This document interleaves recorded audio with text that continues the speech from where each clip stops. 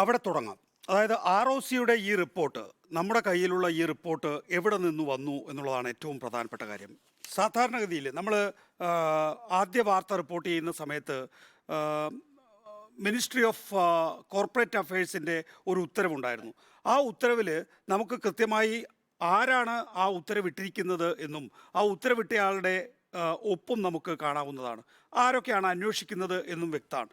നമുക്ക് ഈ റിപ്പോർട്ടിൽ നേരത്തെ ഡോക്ടർ അരുൺ ചൂണ്ടിക്കാണിച്ചതുപോലെ തന്നെ ചില പാരഗ്രാഫുകൾ ഉണ്ട് എന്നല്ലാതെ ഒരു പേജും പൂർണ്ണമല്ല എന്നുള്ളതാണ് ഏറ്റവും പ്രധാനപ്പെട്ടത്. ഓരോ ഖണ്ഡികയാണ്, ചിലതിൽ വാചകത്തിൻ്റെ പൂർണ്ണ ഘടന പോലും ഇല്ല എന്നുള്ളതാണ്. അതെന്തുകൊണ്ടാണ്? ഒരു റിപ്പോർട്ട് നമ്മൾ സാധാരണഗതിയിൽ പലതരത്തിലുള്ള അഴിമതിയൊക്കെ പുറത്തു വരുന്ന ഘട്ടത്തിൽ നമുക്ക് റിപ്പോർട്ടുകൾ കിട്ടാറുണ്ട്. സ്വാഭാവികമായിട്ടും അത് ചിലപ്പോൾ ഈ പറയുന്ന ബംഗളൂരു ROCയിൽ നിന്ന് ലീക്ക് ചെയ്ത് വരുന്നതാണെങ്കിൽ അതിൻ്റെ അടിയിലൊക്കെ അതിൻ്റേതായിട്ടുള്ള സീലും ഒപ്പും ഒക്കെ ഉണ്ടാകാറുണ്ട്. ഇവിടെ ആ നിലയിലുള്ള ഒരു ഔദ്യോഗിക റിപ്പോർട്ടിൻ്റെ സ്വഭാവം ഈ റിപ്പോർട്ടിനില്ല എന്നുള്ളതാണ്. എന്തുകൊണ്ടാണ് വീണ തൈക്കണ്ടിയിൽ എന്ന ആളുടെ ഇക്കാര്യത്തിലുള്ള വിശദീകരണം ഈ റിപ്പോർട്ടിൻ്റെ ഭാഗമായി വരാതിരിക്കുന്നത്? ഇപ്പം നമ്മൾ ഒരു ക്വസ്റ്റ്യനെയർ ROC വീണ തൈക്കണ്ടിയിൽ നിന്ന് നൽകുന്നു. അതിൻ്റെ ചോദ്യം എന്താണ്? വീണ തൈക്കണ്ടിയിൽ നൽകിയിട്ടുള്ള ഉത്തരം എന്താണ്? ഇത് നമുക്ക് കൃത്യമായി വായിച്ചു നോക്കിയാലാണ് നമുക്കതിൻ്റെ ഒരു പൂർണ്ണ രൂപം കിട്ടുക. പക്ഷേ ഇവിടെ നമുക്ക് വീണ തൈക്കണ്ടിയിലിൻ്റെ മറുപടി ഇവിടെ കിട്ടുന്നില്ല എന്നുള്ളതാണ്. പ്രധാനമായും നേരത്തെ ഉണ്ണി ബാലകൃഷ്ണൻ ചോദിച്ച ഒരു ചോദ്യം എന്ന് പറയുന്നത്, എവിടെയാണ് ഈ ഡോക്യുമെൻറ്റുകൾ എന്തുകൊണ്ട് ഹാജരാക്കുന്നില്ല എന്നുള്ളതാണ്. അതിനകത്ത് വീണ തൈക്കണ്ടിയിലിൻ്റെ ഒരു മൊഴിയുടെ ഒരു ചെറിയ ഭാഗം ഞാൻ ഒരിടത്ത് കണ്ടു. അതിനകത്ത് പറയുന്നത്, it is seen from reports available in public domain that director of Exalogic solutions private limited has been recipient of amounts to the extent of ₹55 lakhs from CMRL in an individual capacity. However the software services as അത് ആ ഖണ്ഡിക പൂർത്തിയാക്കുന്നില്ല. അതുകൊണ്ട് ഇനിയുള്ള വാചകം വായിച്ചിട്ട് കാര്യമില്ല. അതിന് വീണ വിജയൻ നൽകിയിരിക്കുന്ന മറുപടി, the defect noticed in para 12 refers to reports available in the public domain. Please note that in the absence of specific report being identified and we are not in a position to reply to the same. നോക്കൂ, ഏത് റിപ്പോർട്ടാണെന്ന് പറയാതെ public ഡൊമൈനിലുള്ള ഒരു റിപ്പോർട്ടിൻ്റെ കാര്യം ചോദിക്കുകയാണ്. Public ഡൊമൈനിലുള്ള report ഏതാണെന്ന് എങ്ങനെയാണ് വീണ തൈക്കണ്ടിയിൽ എന്ന അസസിക്ക് ആ കാര്യം മനസ്സിലാക്കാൻ സാധിക്കുക? അതുകൊണ്ട് തന്നെ ആ റിപ്പോർട്ട് കൊടുത്തിട്ടില്ല എന്നാണ്. അതുകൊണ്ടാണ് ഞാൻ പറഞ്ഞത്, വീണ തൈക്കണ്ടിയിൽ അവരുടെ മറുപടി നമുക്ക് പൂർണ്ണമായി കിട്ടിയാൽ മാത്രമാണ് എന്തുകൊണ്ടാണ് ഇവരുടെ കോൺട്രാക്റ്റ് എഗ്രിമെൻറ്റ് അവർ ROCക്ക് ഹാജരാക്കാതിരുന്നത് എന്നത് സംബന്ധിച്ച് നമുക്കൊരു വ്യക്തത വരുള്ളൂ. നമ്മൾ ഉടനെ പറയുന്നത് എന്താണ്? വീണ തൈക്കണ്ടിയിൽ കരാർ ഹാജരാക്കിയിട്ടില്ല, അപ്പോൾ അത് അവർ ഇവേസീവാണ് എന്നുള്ളൊരു നിലപാടാണ് നമ്മുടെ റിപ്പോർട്ടിൽ എടുത്തിരിക്കുന്നത്, നമ്മൾ മാധ്യമങ്ങളും എടുത്തിരിക്കുന്നത് എന്നുള്ളതാണ്. രണ്ടാമത്തെ കാര്യം എന്ന് പറയുന്നത് ഡോർമെൻ്റ് ആകുമ്പോഴുള്ള മാനദണ്ഡം. നേരത്തെ അരുൺ അത് വളരെ വിശദമായി പറഞ്ഞു, ഞാൻ അതിലേക്ക് ഡീറ്റെയിൽ ആയിട്ട് പോകുന്നില്ല. ഡോർമെൻ്റ് ആകുക എന്ന് പറഞ്ഞ് നമ്മൾ ഒരു ഫയലിംഗ് നടത്തുന്ന സമയത്ത് ആ രേഖകൾ വേണ്ട വിധത്തിൽ പരിശോധിക്കപ്പെട്ടിട്ടുണ്ടോ എന്ന് നോക്കേണ്ടത് ഉദ്യോഗസ്ഥ ചുമതലയാണ്. ആ ഉദ്യോഗസ്ഥ ചുമതലയിൽ ഏതെങ്കിലും തരത്തിൽ ഞാൻ എൻ്റെ കമ്പനി ഡോർമെൻ്റ് ആക്കാനോ അല്ലെങ്കിൽ വൈൻഡപ്പ് ചെയ്യാനോ തീരുമാനിക്കുന്ന സമയത്ത് എനിക്ക് എൻ്റേതായിട്ടുള്ള ആവശ്യങ്ങളുണ്ടാവും. ആ ആവശ്യത്തിനനുസരിച്ചല്ലല്ലോ കമ്പനി കാര്യ മന്ത്രാലയം അക്കാര്യത്തിൽ തീരുമാനം എടുക്കുന്നത്. കമ്പനി കാര്യ മന്ത്രാലയത്തിൻ്റെ മാനദണ്ഡങ്ങൾ എന്താണോ ആ മാനദണ്ഡങ്ങൾക്കനുസരിച്ചാണ് ആ തീരുമാനം എടുക്കുക എന്നുള്ളതാണ്. ആ നിലയിൽ തീരുമാനം എടുത്തിട്ടില്ലെങ്കിൽ ഞാനോ അല്ലെങ്കിൽ വീണ തൈക്കണ്ടിയിലോ അങ്ങനെ ഒരു ഫയലിംഗ് നടത്തുക എന്ന ഉത്തരവാദിത്തം മാത്രമാണ് നിർവഹിച്ചിട്ടുള്ളത്. അതിനകത്ത് തീരുമാനമെടുത്തവരും അക്കാര്യത്തിൽ മറുപടി പറയേണ്ടതുണ്ട്. നേരത്തെ അരുൺ അക്കാര്യത്തിൽ വിശദമായി പറഞ്ഞുകൊണ്ട് ഞാൻ വീണ്ടും അതിലേക്ക് പോകുന്നില്ല എന്നുള്ളതാണ്. ഇവിടെ ഒരു കാര്യം വളരെ വ്യക്തമാണ്. ഈ ലോക്സഭാ തെരഞ്ഞെടുപ്പ് സംബന്ധിച്ച് മറ്റൊരു ബോംബും വരാനില്ല, മറ്റൊരു പടക്കവും വരാനില്ല. വരാനുള്ളതാണ് ഇപ്പോൾ വന്നിരിക്കുന്നത് എന്നുള്ളതാണ്. ഇതെങ്ങനെ മുന്നോട്ട് കൊണ്ടുപോകും എന്നുള്ളതാണ് ഏറ്റവും പ്രധാനപ്പെട്ട കാര്യം. അവിടെയാണ് നേരത്തെ അരുൺ ചൂണ്ടിക്കാണിച്ചതുപോലെ തന്നെ വളരെ പ്രധാനപ്പെട്ട ഒരു ഒരു ഒരു ഒരു നിഗമനത്തിലേക്കാണ് എത്തിയിരിക്കുന്നത്.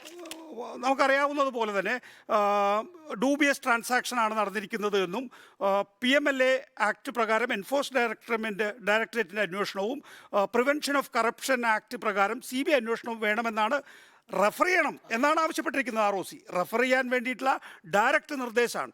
റെഫർ ചെയ്തിട്ടില്ല. ഒന്ന്, അതിനകത്ത് വയലേഷൻ 129 പറയുന്നുണ്ട്, 134 പറയുന്നുണ്ട്, 1182 പറയുന്നുണ്ട്, 143 പറയുന്നുണ്ട്. ഇത്രയും വയലേഷനാണ് അവർ ചൂണ്ടിക്കാണിക്കുന്നത്. പക്ഷേ CBI അന്വേഷണമോ അല്ലെങ്കിൽ ED അന്വേഷണമോ ഉത്തരവിട്ടിട്ടില്ല എന്നാണ്. പരാതിക്കാരൻ്റെ ആവശ്യം എന്താണ്?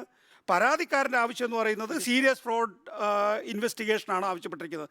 സീരിയസ് ഫ്രോഡ് ഇൻവെസ്റ്റിഗേഷനിലേക്കും പോയിട്ടില്ല.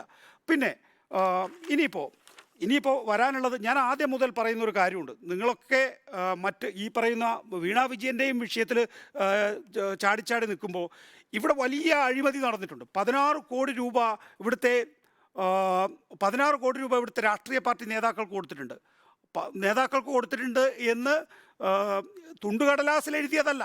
തുണ്ടുകടലാസ് ഒരു അസസ്മെൻ്റായി എടുത്ത് CMRLന് അതിൻ്റെ നികുതി ഇളവ് ലഭിച്ചിട്ടുണ്ട് എന്നുള്ളതാണ്. അപ്പോൾ ആ നികുതി ഇളവ് ലഭിച്ചിട്ടുള്ളത് ഇത് രാഷ്ട്രീയ പാർട്ടി നേതാക്കൾക്ക് ഞങ്ങൾ സംഭാവനയായി നൽകി എന്നുള്ളതാണ്. രാഷ്ട്രീയ പാർട്ടി നേതാക്കൾക്ക് എന്തിന് സംഭാവനയായി നൽകിയത്? ഞങ്ങൾ മലിനീകരണ പ്രശ്നമുണ്ടാക്കുന്ന കമ്പനിയാണ്, അവർ പ്രശ്നമുണ്ടാക്കാതിരിക്കാൻ, രാഷ്ട്രീയ പാർട്ടികൾ പ്രശ്നമുണ്ടാക്കാതിരിക്കാൻ വേണ്ടിയിട്ടാണ് ഞങ്ങൾ രാഷ്ട്രീയ നേതാക്കൾക്ക് പണം കൊടുത്തിട്ടുള്ളത് എന്നുള്ളതാണ്. അവിടെയാണ് ചുരുക്കെഴുത്തുകളുള്ളത്. ആ ചുരുക്കെഴുത്തിനെ ആ കമ്പനിയുടെ CFO പറയുന്നത് ഇത് രമേശ് ചെന്നിത്തലയാണ്, ഉമ്മൻചാണ്ടിയാണ്, PK കുഞ്ഞാലിക്കുട്ടിയാണ്, ഇബ്രാഹിം കുഞ്ഞാണ്, പിണറായി വിജയനാണ് എന്നുള്ളതാണ്. ഇനി മറ്റു കാര്യങ്ങളുണ്ട്. പിണറായി വിജയൻ പറയുന്നു ഞാൻ പണം വാങ്ങിയിട്ടില്ല എന്ന്. രമേശ് ചെന്നിത്തല പറയുന്നു ഞാൻ പണം വാങ്ങിയിട്ടുണ്ട്, അത് എത്രയാണെന്ന് ഓർമ്മയില്ല എന്നാണ്. PK കുഞ്ഞാലിക്കുട്ടി പറയുന്നു ഞാൻ പണം വാങ്ങിയിട്ടുണ്ടാകാം എന്ന്. ഇനി അവിടെ തീർന്നില്ല. VD സതീശൻ പ്രതിപക്ഷ നേതാവ് പറയാണ് ഞങ്ങൾ ആ കാലഘട്ടത്തിൽ പണം വാങ്ങാൻ ഏൽപ്പിച്ചിട്ടുള്ളത് ഉമ്മൻചാണ്ടിയും രമേശ് ചെന്നിത്തലയാണ്, അവർ പണം വാങ്ങിയിട്ടുണ്ട്, അതിൻ്റെ റെസീറ്റ് KPCC ആഫീസിലുണ്ട് എന്നുള്ളതാണ്. അപ്പോൾ സാധാരണഗതിയിൽ നമ്മളെപ്പോഴും ചൂണ്ടിക്കാണിക്കാവുന്ന പോലെ ഒരുപക്ഷെ ഈ പറയുന്ന ഡയറി രേഖകൾ ബുക്ക് ഓഫ് അക്കൗണ്ട്സിൻ്റെ പരിധിയിൽ വരാത്തിടത്തോളം എവിഡൻസായി അഡ്മിസബിൾ അല്ല എന്നുള്ളത് ജെയിൻ വിധിയിൽ വ്യക്തമാക്കിയിട്ടുള്ളത് കൊണ്ട് തന്നെ ഈ പറയുന്ന തുണ്ടുകടലാസല്ല, അതിനപ്പുറത്തേക്ക് തെളിവുകളുണ്ട്, സാക്ഷിമൊഴികളുണ്ട് എന്നുള്ളത് നമ്മുടെ പരിധിയിൽ നിൽക്കുകയാണ്. അവിടെയാണ് നേരത്തെ അരുൺ ചൂണ്ടിക്കാണിച്ചതുപോലെ it is likely that the scale of dubious transaction may be much larger in CMRL considering its range of operations. എന്താണ്? മലിനീകരണ പ്രശ്നം ഉണ്ടാക്കുന്ന കമ്പനിയാണ് ഞങ്ങളുടേത്, അതുകൊണ്ട് ഞങ്ങൾക്ക് രാഷ്ട്രീയ പാർട്ടിക്ക് കൊടുത്താൽ മാത്രമേ നിലനിൽക്കാൻ കഴിയുള്ളൂ എന്നാണ്. Considering its range of operations and transactions with other third parties, political government functionaries as alleged, and hence detailed investigation is necessary against CMRL and its management എന്നാണ്. നോക്കൂ, ഇവിടെ ഈ കമ്പനികളുടെ കാര്യം മാത്രമായില്ല ഉണ്ണി. നോക്ക്, മാധ്യമങ്ങൾ കൊടുത്തിട്ടുണ്ട് ഒരു 18 കോടി രൂപ. അമ്പലം നിൽക്കട്ടെ, മാധ്യമങ്ങളിലേക്ക് വരുമ്പോൾ ഞാൻ ഈ കമ്പനിയുടെ മാനേജിങ് ഡയറക്ടറായിരുന്നു ഈ പറയുന്ന പ്രക്രിയ മുഴുവൻ നടക്കുന്നത്. അപ്പോൾ 16 കോടി രൂപ കൊടുത്തിട്ടുണ്ടെങ്കിൽ 16 മാധ്യമ സ്ഥാപനങ്ങളുണ്ടെങ്കിൽ 1 കോടി രൂപ ഈ സ്ഥാപനത്തിന് കിട്ടണമല്ലോ ഏതെങ്കിലും തരത്തിൽ. അത് കിട്ടിയിട്ടുണ്ടെങ്കിൽ ഈ കമ്പനിയുടെ ബുക്ക് ഓഫ് അക്കൗണ്ട്സിൽ അതുണ്ടോ, അതോ എൻ്റെ ബാലൻസ് ഷീറ്റിലുണ്ടോ? ഇല്ല എങ്കിൽ അത് ഞാൻ വ്യക്തിപരമായിട്ടാണോ വാങ്ങിയിട്ടുള്ളത്? അങ്ങനെയാണെങ്കിൽ വാങ്ങിയത് എങ്ങനെയാണ്? ഞാൻ ഒരു വെളിപ്പെടുത്തൽ നടത്താം, എനിക്കൊരു 10 പൈസ കിട്ടിയിട്ടില്ല, പിന്നെ ഈ 16 കോടി രൂപ എവിടെ പോയി? അപ്പോൾ ഈ കാര്യത്തിൽ നിരവധിയായിട്ടുള്ള തലങ്ങളുണ്ട്. ആ തലങ്ങളാണ് യഥാർത്ഥത്തിൽ ഇതിൻ്റെ വലിയ മാനം എന്ന് പറയുന്നത്. അതുകൊണ്ട് ഇതിപ്പോൾ വീണ തൈക്കണ്ടിയിൽ നിൽക്കും എന്നാണ് ഇവിടുത്തെ UDFൻ്റെ പ്രതീക്ഷയെങ്കിൽ ആ പ്രതീക്ഷ വെള്ളത്തിലായി എന്നുള്ളത് ബേസിക്കായിട്ട് മനസ്സിലാക്കുക. ഒരു സാങ്കേതികത്വമുള്ളത് ഉണ്ണിബാലകൃഷ്ണനിലേക്ക് വരാം, ഞാൻ പൂർത്തിയാക്കിയിട്ടുണ്ടാവും. അതിനകത്തൊരു സാങ്കേതികത്വമുള്ളത് നേരത്തെ ഹവാല കേസിലെ വിധിയാണ്. കാര്യം ഒരു കേസ് അഴിമതി, ഈ വിഷയത്തിൽ ഒരു അഴിമതിയുമായി ബന്ധപ്പെട്ട ഒരു കേസിലേക്ക് പോകണമെങ്കിൽ നിലവിൽ പണം കൊടുത്തു എന്ന് CMRL പറയുന്നത് ഇൻകം ടാക്സിന്റെ രേഖയിൽ മാത്രമേ ഉള്ളൂ. അത് തീർപ്പാക്കിയ ഒരു കേസാണ്. അവിടെ നിന്ന് ഇനി ഒരു അന്വേഷണം സാധ്യമാണോ? കാരണം വളരെ പ്രധാനപ്പെട്ട കാര്യം തീർപ്പാക്കിയെന്ന് മാത്രമല്ല ഡോക്ടർ അരുൺ, ഇമ്മ്യൂണിറ്റി ഉണ്ട്. അതായത് നിങ്ങളെ തീർപ്പാക്കി കഴിഞ്ഞതിന് ശേഷം നിങ്ങൾക്കെതിരെ ഒരു പ്രോസിക്യൂഷൻ സാധിക്കില്ല എന്നാണ്.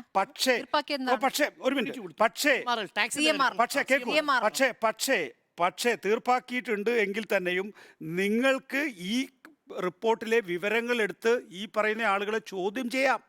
CBIക്ക് ചോദ്യം ചെയ്യാം, EDക്ക് ചോദ്യം ചെയ്യാം. ഈ പറയുന്ന പരാമർശങ്ങൾ മതി, ഇന്ററിം സെറ്റിൽമെന്റ് ബോർഡിലെ പരാമർശങ്ങൾ മതി. അത് പോരാ. നിലവിൽ EDക്ക് വരണമെങ്കിൽ അതൊരു ഷെഡ്യൂൾഡ് ഒഫൻസ് അല്ല. EDക്ക് ഷെഡ്യൂൾഡ് ഒഫൻസ് അല്ല എന്ന് പറയുന്നത് എങ്ങനെയാണ്? തീർപ്പാക്കിയ കേസിൽ നിന്ന് EDക്ക് വരാൻ നിങ്ങൾ നാളെ ഹൈക്കോടതിയിലേക്ക് ഇപ്പോൾ ഒരു റിട്ടുമായിട്ട് പോയിട്ടുണ്ട് അല്ലേ? ഷോൺ ജോർജിന്റെ പരാതി എന്ന് പറയുന്നത് ഈ വീണ വിജയൻ മാത്രമല്ല, റിട്ട് പോയിരിക്കുന്ന അത് റിട്ടിൻ്റെ ആവശ്യം എന്ന് പറയുന്നത് ഈ മുഴുവൻ കേസുകളാണ്. ഉമ്മൻചാണ്ടിയുടെ പുതുപ്പള്ളിയിലെ വീട്ടിൽ പരിശോധന നടത്തി കള്ളപ്പണം കണ്ടെത്തണമെന്ന ആവശ്യമാണ് ഷോൺ ജോർജ് ഉന്നയിച്ചിരിക്കുന്നത്. ഹൈക്കോടതിയെ സംബന്ധിച്ചിടത്തോളം അക്കാര്യത്തിലൊരു ED അന്വേഷണം എന്തുകൊണ്ട് നടക്കുന്നില്ല? ഹൈക്കോടതിയെ സംബന്ധിച്ചിടത്തോളം എന്തുകൊണ്ടൊരു CBI അന്വേഷണം നടക്കുന്നില്ല എന്നുള്ളതാണ്. അതിന് മുമ്പിൽ തടസ്സമായി നിൽക്കുന്നത് ഹവാല കേസാണ്. കാരണം കൊടുത്തിരിക്കുന്ന എവിഡൻസ് പ്രകാരം മൊഴികളെല്ലാം ഉള്ളത് വെള്ളപ്പേപ്പറിലാണ്. അല്ല നോക്കൂ, വെള്ളപ്പേപ്പറിലാണ് എങ്കിൽ തന്നെയും അതിൽ ഇമ്മ്യൂണിറ്റി കൊടുത്തിട്ടുണ്ട് എങ്കിൽ തന്നെയും ഈ പറയുന്ന തെളിവുകൾ വെച്ച് നിങ്ങൾക്ക് ഈ പറയുന്ന ആളുകളെ ചോദ്യം ചെയ്യാൻ സാധിക്കും. അല്ലെങ്കിൽ അക്കാര്യത്തിൽ ഹൈക്കോടതിക്ക് തീരുമാനമെടുക്കാൻ സാധിക്കും. പോട്ടെ, ഞാൻ പ്രാഥമികമായ അത്രേ പറയുന്നു. ഉണ്ണി ബാലകൃഷ്ണൻ.